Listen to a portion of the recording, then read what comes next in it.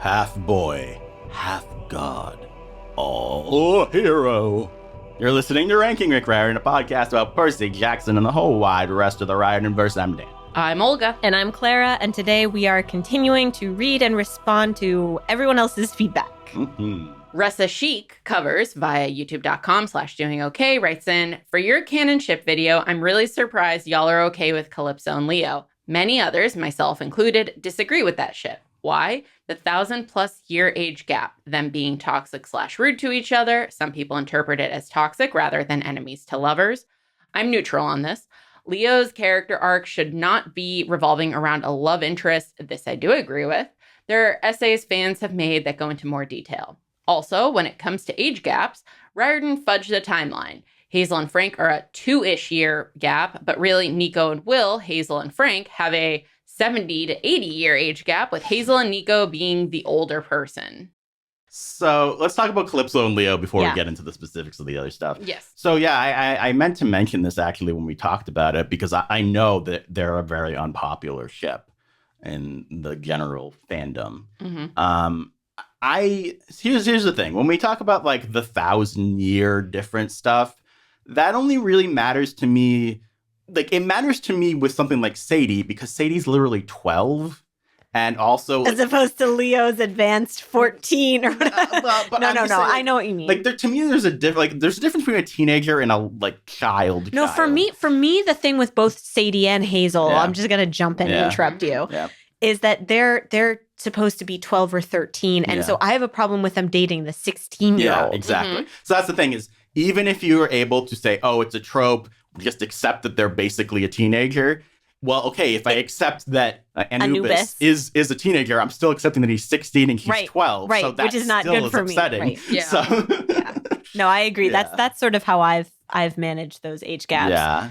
As far as them like being sort of toxic, I think the word toxic is insanely overused. Agreed. Yes. Is it a perfect relationship? No. I think they both know that and they're working on it. And That's part of that book as well, as them learning how to like internalize their own worst traits and not have them like stifle the other person. And I don't think it's portrayed as a perfect relationship in the same way that Percy and Annabeth's is, for example. Or for that matter, Jason and Piper's, which was why that was such a shock. But I don't know. I mean, I still would prefer Calypso on Apollo, I think. Yeah. And we didn't rate non-canon relationships against canon ones. Yeah. So. Yeah. Well, I think the other thing is that's worth noting is they are in general treating Calypso like a teenager. The fact that she's like, I want to go to band camp in high school. Yeah. Like she's they're kind of treating her like Anubis. Yeah. He just wants to be a teen. Exactly. I mean, they're basically treating her as though she was frozen, and now she can continue being a teenager that she always was. She was frozen in her development for 1,000 years. And also, if you're going to have issue with the Leo thing, are you also having an issue with Percy having a thing with her? Because that was the same exact thing. Yeah. Honestly, if anything, what I always think about in this context is, so was she like a 16-year-old while she was dating all these heroes of lore? Yeah, I know. Odysseus was the one that comes to mind. Odysseus is, the implication of Odysseus is the worst one there. Yep. Trey uncomfortable. I mean, to me, what it comes down to is, well, in this case, why is it okay that any god has any kind of relationship with a mortal? It's not. Exactly. It's unethical. They shouldn't. They should stop. But they do. And that's the nature of that's just kind of the premise of these books. Yeah. So. Yeah. There are certain tropes that you can point out as being problematic while still just being like, but it's the trope, so I'm just going to go with it. I think my thing with, I know I rate Sadie and Wanubis very highly, but that's for me just because I just, it's so audacious. You mean very, very low, you mean? No, Wanubis. I thought you were saying Anubis. No. That's trash. Wanubis, and the reason that I like Wanubis is just because, it's so out there that this happened. Yeah. But in general, like 12-year-olds are they're, I don't know. I don't want to say terrible. Vulnerable. Oh. No. They're, I mean, like it's the idea of anyone older than the age of 13 being with a 12-year-old is like People I'm will so point scared out that about she it. turns 13, but whatever. But that's okay. Yeah. I'll stand by what I said.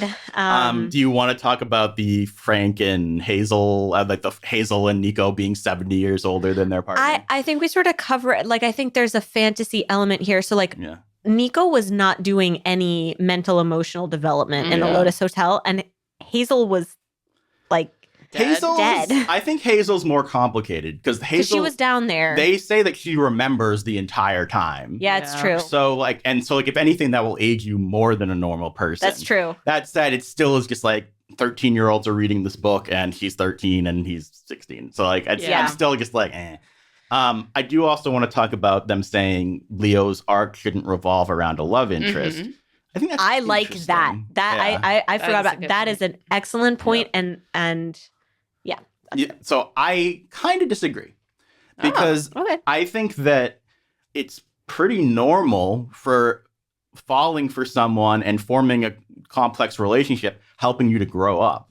And to me, that's really what his stuff is that in the first book, he has a crush on Keone and like Thalia and is just like this wacky kid who doesn't know how to interact with people. Then he falls for Hazel and is like really inappropriate and being a like idiot. Then he falls for someone that he like actually develops complex feelings for, and it forms an emotional bond, and that gives him something worth fighting for, and like directs his intelligence and everything in a direction of something that he wants to help someone. Mm-hmm. So I don't know. I don't see what the problem is there.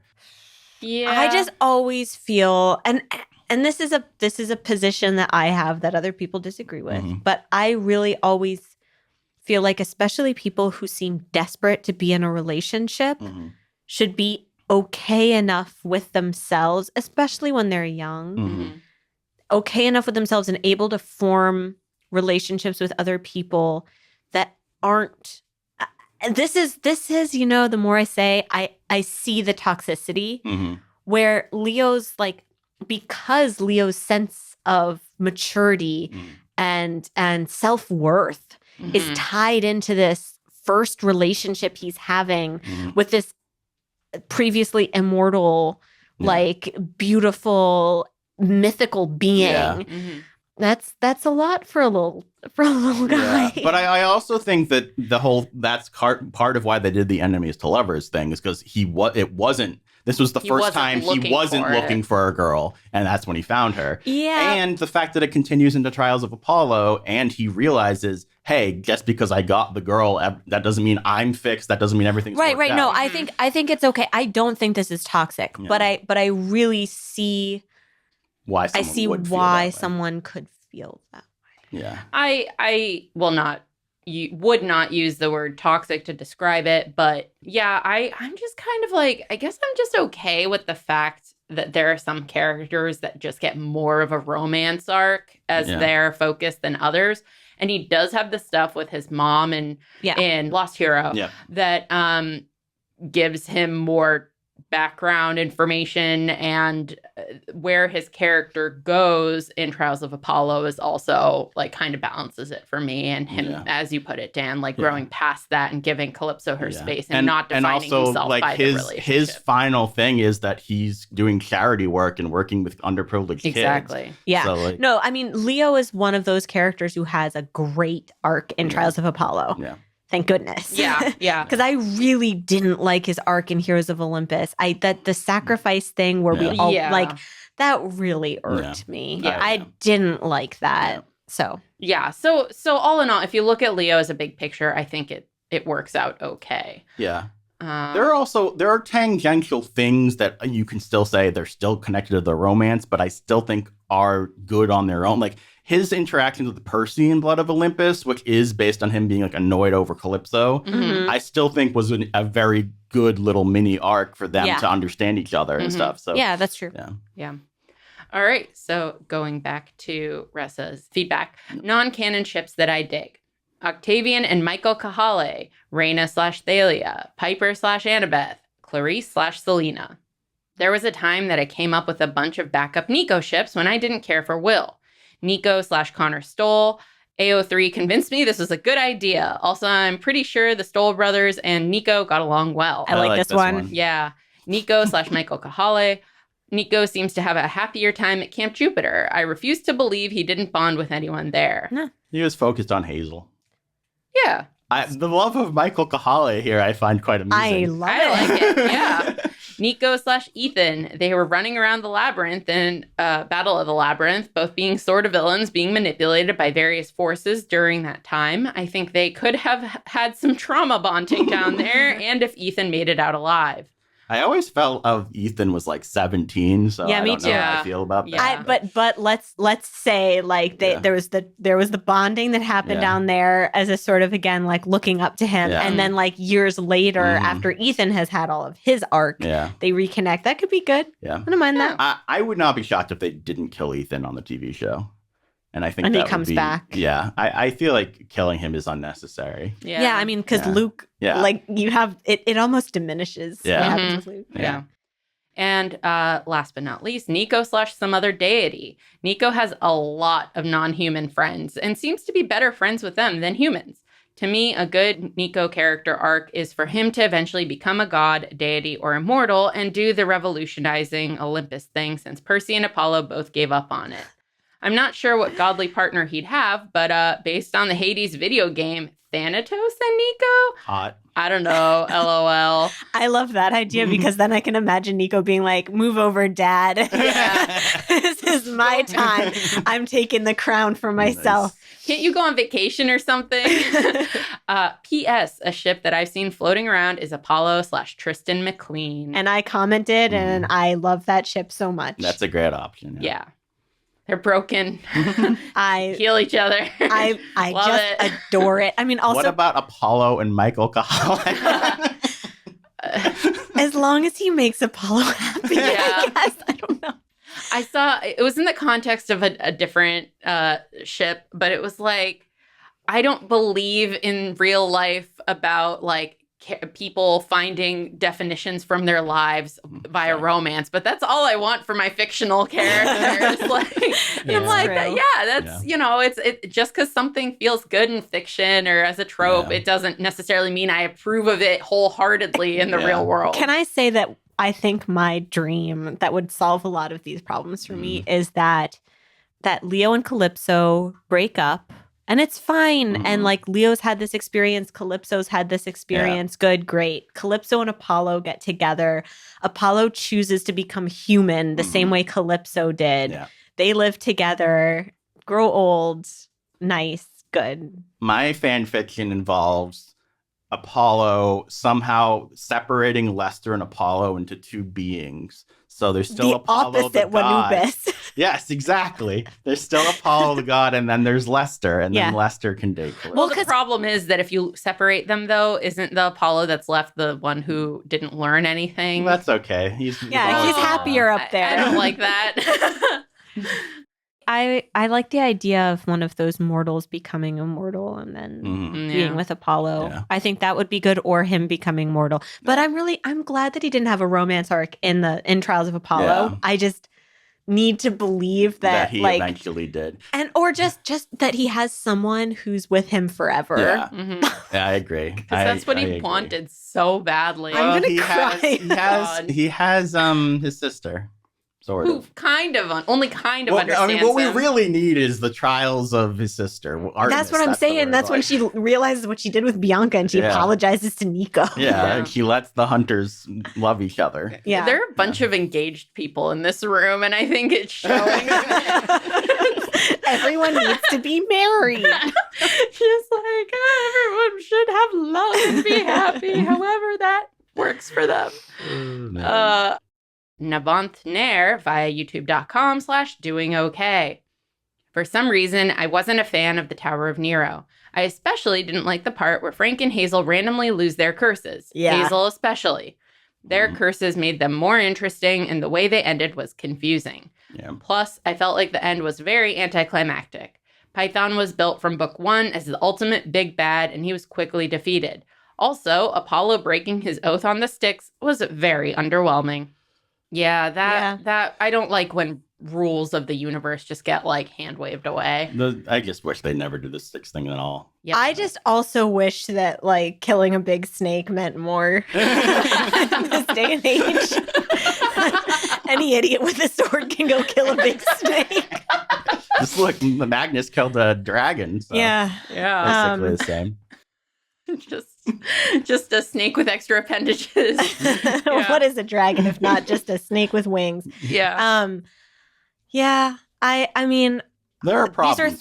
These are things that bother me about Trials of Apollo for sure. And I'm trying to think if there are any climaxes to these books that I actually like, and it's only The Last Olympian. So yeah. I mean, I love Tower of Nero. Yeah. I love Tower of Nero, but in terms of the big bad dying being a satisfying part, it's not. But that was never the thing for me with Trials of Apollo. It was always about Apollo, not Python. And it's more of a character story. The finale of the crossover with the Kane Chronicles and Percy was pretty good. That was really good. Yeah, that's the best one. Yeah. Oh, well, and Magnus Case defeating Loki like that was pretty good. That was, what? Yeah. Okay, it's just Heroes of Olympus and Trials of Apollo and Kane Chronicles. So I agree. I also looking back, I'm not a huge fan of the Trogs. I think there are definitely issues with that book, but I'd also argue I don't know if there's not significant down points to any of the books. Mm-hmm. Yeah. I mean, honestly, I think closest to perfect is Dark Prophecy, but I also don't think it has the highest highs. Yeah. So I really struggled to think of an issue with that book. Mm-hmm. Yeah. Good times. So good times. Yeah. All right. Next bit of feedback comes from Ionescu Alexander via youtube.com/DoingOK. Magnus Chase is the most forgettable series by Riordan that I read. It didn't bring anything new to the table, and it felt incomplete with an unsatisfying ending. They constantly chased after MacGuffins, like in all his books. It had the Muslim girl with her defining trait being Muslim, and that Loki kid with his/her defining trait being gender fluid. I have my fair share of issues with the Percy Jackson series as well, like the chase after the MacGuffins, Zeus's lightning, the golden fleece, etc., him being a Mary Sue, defeating everyone with ease, but at least it had a satisfying ending. Currently reading Trials of Apollo, about to start the 4th book. And it has the same formula as all his other books. Dude, come up with something new, will ya?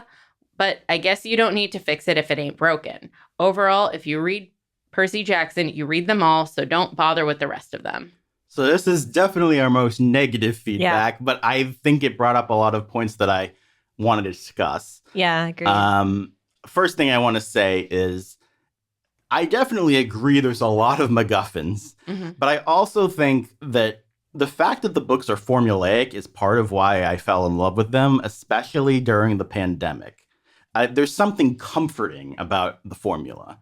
And I do think that he switches it up more than this guy is suggesting. I think so, too. Because there's no MacGuffin I would say there's no MacGuffin in Titan's Curse unless you're considering Annabeth a MacGuffin. There's no MacGuffin in Battle of the Labyrinth unless you're considering Daedalus a MacGuffin. There's no MacGuffin in Last Olympian. Is there a MacGuffin in Kane Chronicles? Yeah, every single time they're looking for a scroll. Oh, I guess that's true, yeah. And, Heroes of Olympus has a lot of, especially the Blood of Olympus, they're getting 3 different things to build the stuff and things like that. Do you want to explain what a MacGuffin is to some of our listeners? That's a good point. I realize we're saying this a lot, and I was like, wait a second. Do you want to look it up while I say my opinion, just to double check I'm correct? Mr. Film School. So a MacGuffin is, generally speaking, an object that's only purpose is to move the story forward. So an easy example that I think a lot of people know are the Infinity Stones in each of the Marvel movies, where it's like, oh, we have to get the Infinity Stone, and this person has it, and then we're going to take it from them, and then we have to go to this planet because they have it there, and then actually they took it to this planet, so we're going to go there next. And it's a very tropic thing to do. It's also just a story device. Yeah, I just want to, so this is based on mythology. Yeah. And this is core in folklore. This is so important. You're searching for something. It's literally a quest. What are you questing for if not a MacGuffin? Yeah. Right. So, I get that there are other ways to tell stories. Yeah. But when you're writing a story about mythology, I think it's especially we can be tolerant of the quest narrative arc. And it's an old one for a reason. And I'd also say, like, overall sort of summer, there's not really a MacGuffin either. It's about figuring out where the island is and how to... I mean, like, yes, they have to get the rope, but, like, that's not the main goal. The main goal is to get to the island. Yeah. So, yeah. And I also say acting like Trials of Apollo doesn't mess with the formula at all, I think is ridiculous. Yeah. It clearly, they're not traveling from place to place. Yes, they literally set up in the first book, every book is going to have an oracle as a MacGuffin, if you want to think about it that way. But yeah, and I mean, just so many things about Trials of Apollo are not the same as the Percy books. I mean, tanking the cast every book. Yeah. I mean, just the fact that he's searching for himself. Yeah. Yeah. He is the MacGuffin. He is a MacGuffin. He's a tool to be found. Oh. You pretty much hit the nail on the head with the definition, so I'm not going to read it. But like, basically, I think that this also comes from these books being targeted towards middle grade readers. Yeah. And like, that's okay. Yeah. And if you're older, or even if you're of that age and you're just sick of reading, like there's other ways of telling stories. And if you're getting sick of it, but you overall like this universe, take breaks, read something else, refresh your palette. And then when you come back to it, it might not feel as redundant, even if you're aware of like the similar beats. I don't know. Also, it just might not be for you. Yeah. I mean, it's the same. Part of the reason I like these is the same reason I like slasher movies, which is I know what all the plot beats are going to be. Yeah. And that's kind of comforting. Yeah. Like, there's something about that that's nice. And I think that's also why I got so upset when Jason died, because I was like, what are you doing? This isn't part of the plan. Right. No, I mean, Trials of Apollo really messes with it. Yeah. Yeah. So yeah, it's not, I'm not going to be like, how could you dislike this? But it's also this thing of like, other people don't get sick of stuff in the same way. And I think that's, there's a reason people like to hear stories over and over again and return to them. And and I mean, we can't even say that we're totally not with them. Like when we read the first Magnus Chase book, we were like, oh, it's more of the same. Well, Magnus Chase, that first, can we talk a little bit about the point about Magnus Chase? Yeah, definitely. Yeah. I definitely get into that. First, I definitely don't agree with the characterization of the characters. Yeah. But in terms of Sword of Summer, especially, like, that book just really felt derivative to me. Yeah. It was pretty forgettable. Not bad, just like almost, I almost would have preferred something like Hidden Oracle, where it's like, oh, this is not good. It was just mediocre. But then I thought the other two books... a lot of people do not agree with that. I know. So, but the cast of characters proved to be so strong to me in the second two that it worked. Made up.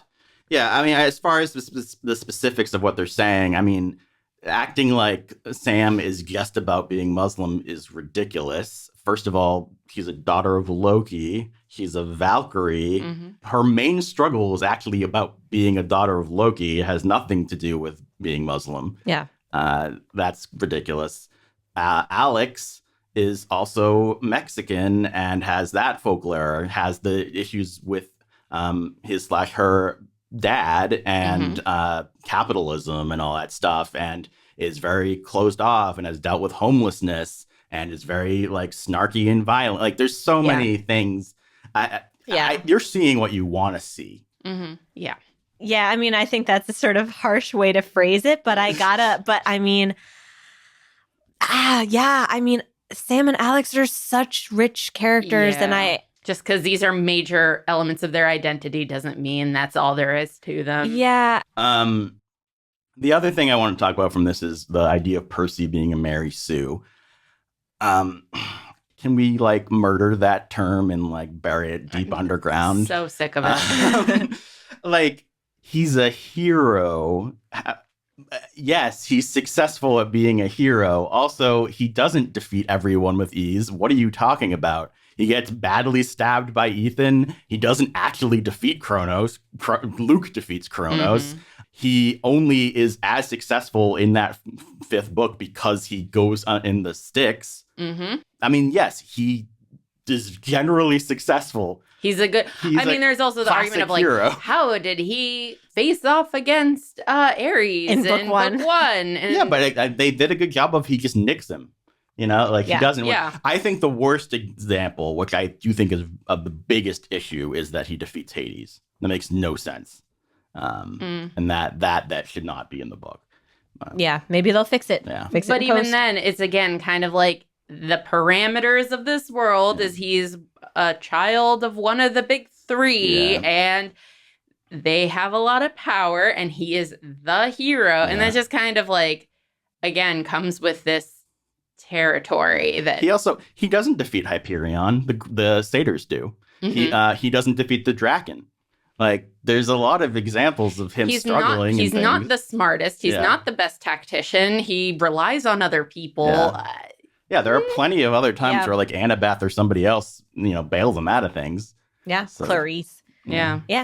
Nico. Yeah. They couldn't defeat the Hydra. Yeah.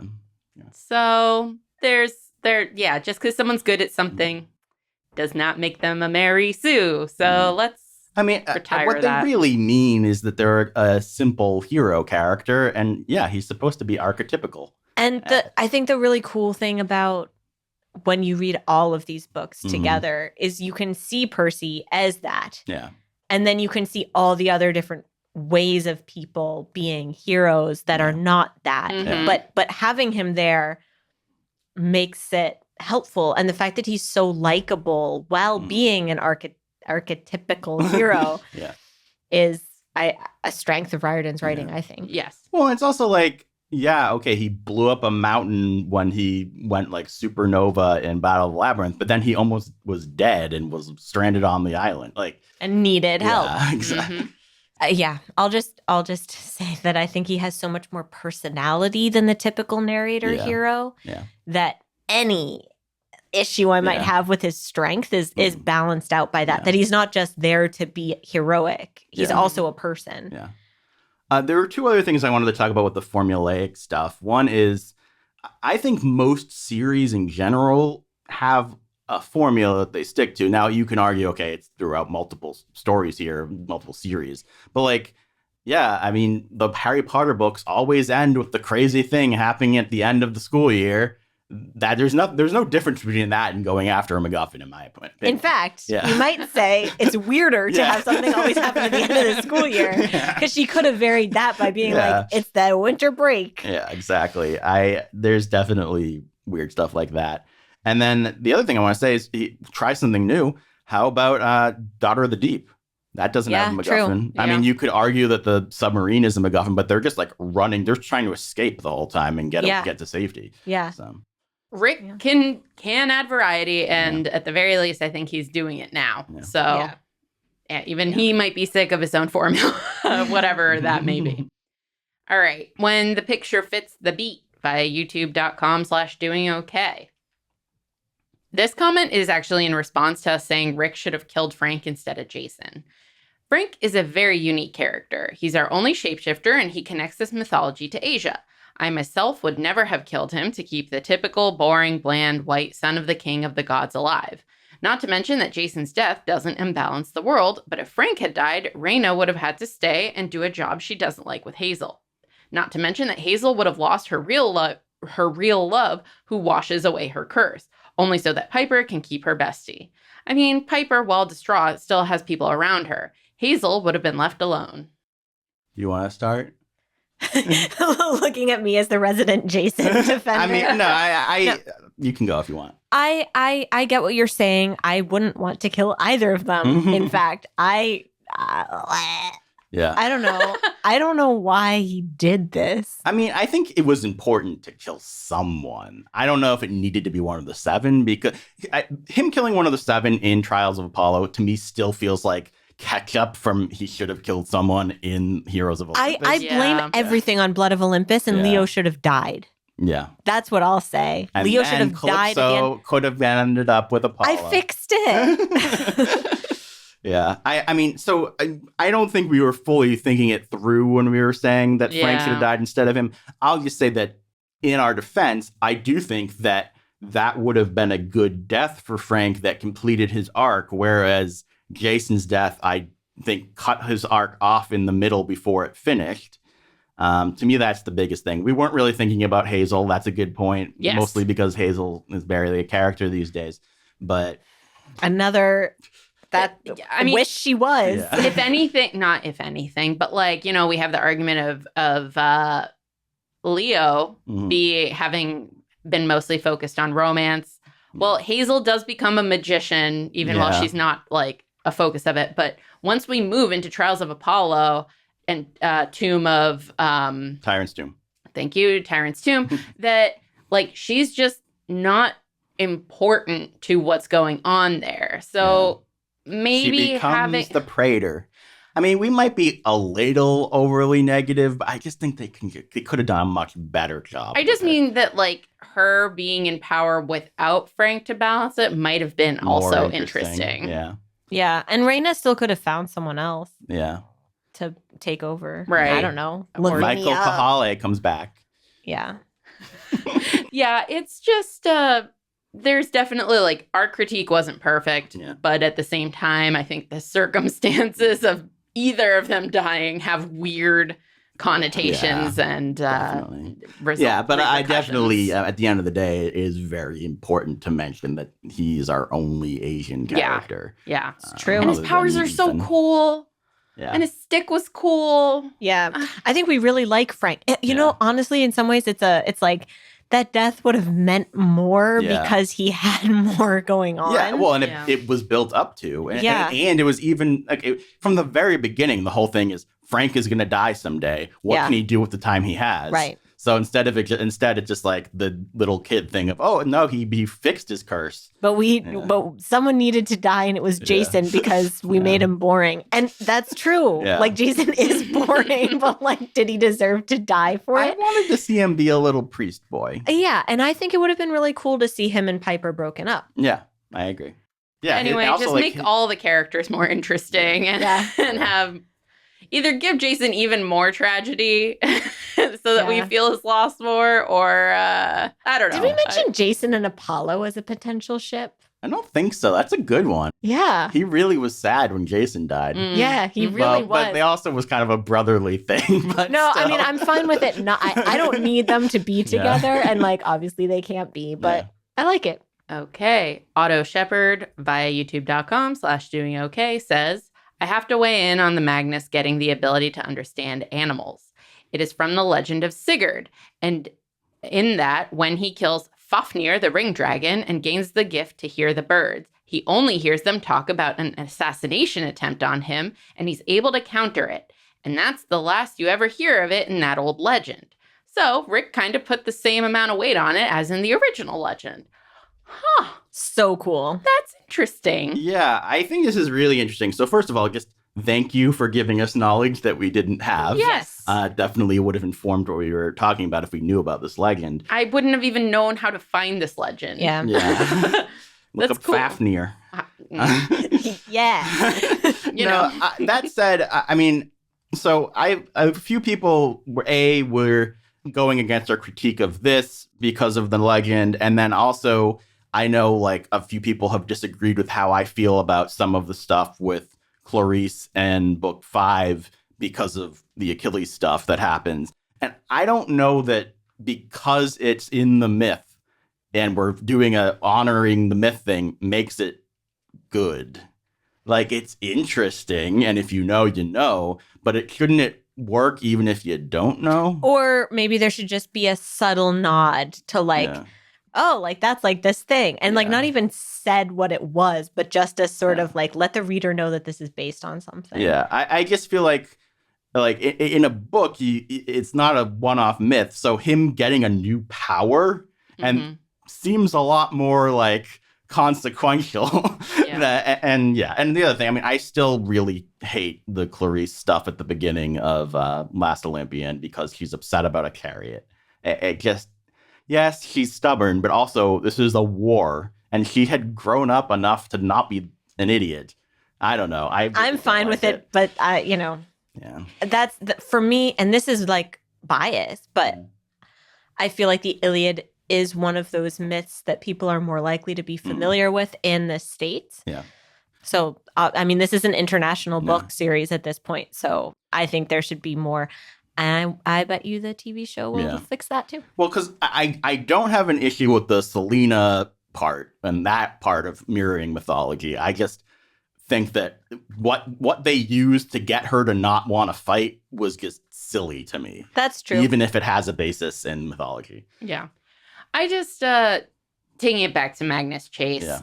Magnus is our main character. Yeah. He's our perspective. Mm-hmm. Selena and Clarice, that is more of a nod. And that's like, especially back then, Rick was really doing the like, I'm going to pull more heavily from the mythology so you can really track it down. Mm-hmm. And so with Magnus Chase, it being more like, this is real and we'll tell you how it interacts with this world. Mm-hmm. And I'm not going to spoon feed you every element of a myth. It leaves more of a blank in my mind of like, our main character is missing a power that you just introduced. Yeah. Or just, I don't know, missing is the right word. It's not it was never consequential. Yeah. And that feels like strange storytelling. Yeah.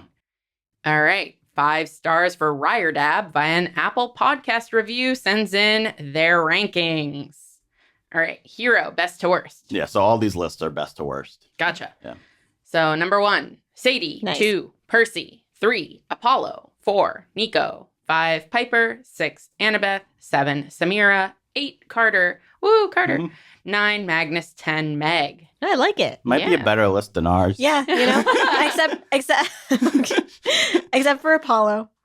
Yeah. That's all right. But I'm fine with all of this. But Sadie and Percy being above, like, it's fine. It's not bad. No. And it's nice that Carter made it on this list. Yeah. Carter deserves it. I like this. Yeah. He deserves to be on someone's list. So who's missing? Leo. Frank. Yeah. Not having Leo is pretty tough. I like this list better. I was thinking recently. Oh, Alex isn't on the list either. Yeah. I was thinking Magnus really probably should have made it on the list, but yeah. I would. You know what I would do to make this list pretty much perfect is swap Magnus and Alex. Yeah. All right. Gods. Best, Rick. Excellent. All right, number 1, best. 2, Hades. Ooh. 3, Thor. 4, Juno. 5, Sigyn. Woo, Sigyn! Okay. 6, Bast. 7, Hermes. 8, Heimdall. 9, Mars. 10, Tawaret. This is a good list. This is. Heimdall. Yeah, we don't like Heimdall, but other than that, who would we switch him? Sigyn again. Wow. Athena, Artemis. Let's put Artemis in there. Yeah. Baddie. Number 1, Set. Yeah, that's a good one. You guys always underranked Set. Yeah, we need to reread the Kane Chronicles. It's not. That's our big problem. I own up to it. So do I think. Yeah. 2, Alderman. 3, Zeus. Nice. Yep. 4, Nero. 5, Caligula. 6, Apophis. 7, Loki. 8, Luke. 9, Tartarus. 10, Commodus. I'm glad they got Tartarus on there. I wanted to get Tartarus on there. Yeah. This is an interesting one. I like it. I mean, like, Apophis really being on the list in general. Here's the thing. Apophis was the best. Apophis is better than you remember. Yeah. Like, Apophis ultimately better than Python. Better than Gia, honestly. Yeah. It's not hard to be better of than the Gia. big bads up there. Yeah, that's fair. Real world location. Number 1, New York. Okay. 2, Boston. Yeah, sure. I think this is probably a more accurate list. Yeah, I mean, I know. I just we gotta lean into it for the tourist. Dan. All right, 3, Alaska. 4, St. Petersburg. 5, Smithsonian. 6, Hoover Dam. 7, Egypt. 8, Rome. 9, York. 10, Dalmatia. I like that it auto-corrected to Hoover Dan. Oh, I didn't even realize that. This is a good list. Yes, this is a good one. Yeah. And then books. This is just the top 10. Yeah. All right. Number 1, Hammer of Thor. People love their hammer. Yeah. 2, The Last Olympian. Good one. Good choice. 3, Burning Maze. Yeah. 4, Throne of Fire. 5, House of Hades. 6, Ship of the Dead.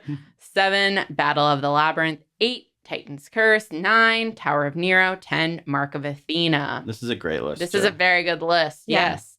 All right. Thank you. This is my favorite podcast, and I've been listening since 2020. For Riordan, we stand, and may the gods be ever in your favor. Excellent. Thank you. Good list making. Yeah, Quality for real. stuff. Yes. All right. Avery via our podcast female. Our podcast female. Sorry, Dan. Wow. All right. Avery via our podcast feedback at gmail.com. Writes in. Like, we need this new email address, Olga. Only we have access. Send us all the stuff you only know. Yeah. I don't know how I was going to finish that. All your hot girl summer takes. Oh my God. It is so hot in this room. All right. I love y'all's podcast. I'm 13 and have read every book in the Riordanverse. Thank y'all for taking the time to do this every week because some of the things y'all have said I never would have thought of, and it's cool to hear about these books from an adult's perspective. An aged adult. Yeah.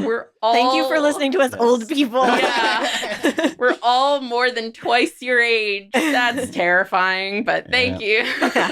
No, I really appreciate how many people, I mean, even more than we're going to read here, saying that we help them see the books in ways they never would have thought of. And that's really cool. Yeah. But it also goes in the reverse direction as well. Like, I feel like the feedback and seeing people's points and like looking at people's comments and blog posts and whatever has also helped me, even if I don't always agree with everything. And made me realize Annabeth's a toxic abuser. Okay, Daniel. Anyway, his sarcasm aside, it's nice to hear from people and really consider other points of view. Yeah. And last but not least, the Mojo Wong from Australia via Apple Podcasts reviewed us and said, as a PJO / fan, Heroes of Olympus fan for 10 plus years and having not much interaction with the fandom, listening to you three alone felt like I found my gang.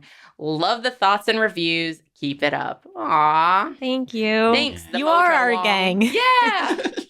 Yeah, we need a name for our gang, the Rankaroonies. That's our fans. That's our text group. Yeah. Oh, yeah. I was like, where have I heard that before? Our group text name is Rankaroonies. And Siri doesn't know how to say it. No. Rankaroni, I think she says. I don't know, like what's the spin on Camp Half-Blood that we could... Camp Rank Blood. I don't know. No, I don't like that. That has a really uncomfortable connotation. I don't like that. I'm sorry. It's so hot. Olga and I are just like melting, passing out. Yeah. Someone come up with a final topic to discuss. Summer reading. One book that you're gonna read. Oh. Ooh. Or just would recommend to people. Oh. Well, we have a young audience. I mean, some people have read these books for 10 years, Yeah, and some that's people true. are... I really like this book called Sadie. It's about murder. Sorry. It's just the fact that the book you're recommending is called Sadie. Yeah. It's not like our Sadie, from what I've... But both Sadies are great. Sadie Supremacy. Do you have a book that's not like that? Well, I'm just going to say, if you're going to read Sadie, you shouldn't read it. You should listen to it because it's a very intense audio production with like 27 people. And it's awesome. And it has like music and stuff. It's really good. A young person's recommendation? I'll think about it. You tell me your recommendation. All right. I have another sort of adult recommendation. I recently read Circe by Madeline Miller. Clara recommended this book. One of my coworkers recommended this book. It's a take on the Circe myth. And I honestly, reading it after reading Percy Jackson, all the Riordanverse, it was really interesting and helps me realize how you think a little bit, Clara. And I like that. I appreciate that. I'm glad I read it now. That's a huge compliment. Yeah. Wow. So it was just another more direct take on mythology, Greek mythology, and I really appreciated the prose, and I could not put it down. So she's an awesome writer, and she's really nice. Yeah, I've met her. Yeah. I'm gonna read Song of Achilles. That's on my summer reading list. So good. Both of those are on my list for the summer. Yeah. Just so I can add, Sadie is by Courtney Summers. Okay, I'm gonna give an adult recommendation first, which is The Warlord Chronicles by Bernard Cornwell. I've gotten very into Arthurian legend, and this is a retelling of the story of King Arthur. Please, there is a lot of violence and adult themes in these books. It is a trilogy, so I don't know. I probably would have read it when I was a kid, to be honest, but please don't get me in trouble with your parents.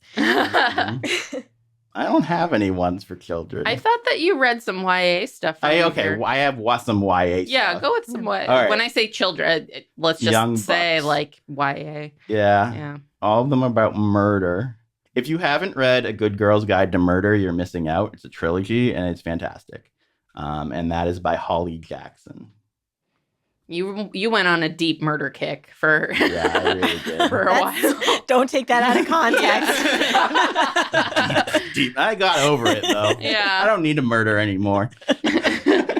Taking a break for the summer. Too hot to bury people. I have a kids one, actually, which is the Crestomancy Chronicles by Diana Wynne Jones. I loved them as a kid. I read some of them as a kid. I don't know. I had like a double feature book or something, and I thought that those were the only two. And I realized recently that there are like 3 other books in this series. So I read them. And it's great. It's like cozy magic story. Highly recommend to people of all ages. But this, unlike the Warlord Chronicles, you wouldn't get in trouble, I promise, for reading. Also, I started reading The Keeper of the Lost Cities by Shannon Messenger, which is like a pretty popular young adults, or not even like, this is a middle grade book. I like fell off on it, but I still thought it was good, especially for kids. I actually have one that is also on my reading list because I haven't read any YA in a while. My understanding is it is a YA book, but I'm not 100% sure. But it is called An Absolutely Remarkable Thing. It's a novel by Hank Green. He's famously known also as the brother of John Green, who is a YA author. I've very much enjoyed his books. It's sci-fi, and it's about like finding yourself and in the face of a mystery. And I bought it during my book buying spree, and I'm also very excited to read it. I have another, this is more adult, but the first book is called The Bear and the Nightingale. Oh. And it's by Catherine Arden, and it's based on Russian mythology, and it is so good. Yeah. The first book especially is like, it's awesome. So if you want some other folklore before we get into Riordan Presents. That my coworker who also recommended Madeline Miller's books recommended that to me as well. I need to meet your coworker. It sounds like I don't know if you guys would get along, honestly. It would be a sort of like... But you could talk books. Butting heads. Politically. She might not agree with all of the takes that we've put out in this podcast. Okay. Let's put it that way. But she likes a lot of good books that you like too. Interesting. So, I wonder. That's always. Oh, I think I know who you're talking about. Yeah. Well, anyway. Bear and the Nightingale. And if you're someone who likes murder, let me know, and I can give you a lot of murder, especially a lot of young adult murder. Books. Novels. I really like when young adults solve crimes. Yes, that is true. That it really is one of Dan's I like enjoy solving a crime. That is one of your main personality traits. One of these books, I'm like, how is this not a television show? I forget what it's called. The premise is that it's a bunch of teenagers, and they basically are all like really gifted in some way, not magically, just like regular human. And it's basically like if you made like the Avengers of all the procedural cop shows. So it's like the guy from The Mentalist and the Lie to Me person and the Numbers person. Nice. And so it's fun. That's really fun. Yeah. Send us your recommendations. Yeah. Or, if you want murder recommendations, ask Dan. If you want some King Arthur recommendations, feel free to ask me. And if you want to know what fanfics I've been reading lately. Everyone's going to reach out to you, Olga. Yeah. I want to know what fanfics you've been reading. You're not allowed to. Daniel. You're not allowed to know until you watch the show that I've been watching. So, anyway. It's Our Flag Means Death on HBO Max. Pirates. If you want pirate stuff, come to me, I guess. So, yes. So our podcast feedback at gmail.com. Tweet us. Oh my God. I saw that. I had a vision in my head. I'm a prophet. Thank you, Apollo. I'm trying to wrap up the podcast. We don't want it to be over yet. I need to cool down. Yeah, that's fair. All right. Well, at Ranking Riordan. Okay, we have all right. RRR. That's the name of our podcast. All right, guys. Thank you so much for listening, and I hope you enjoyed us as we enjoyed you. May the gods be ever in your favor. Bye. See you in the fall. Have a nice summer. Later.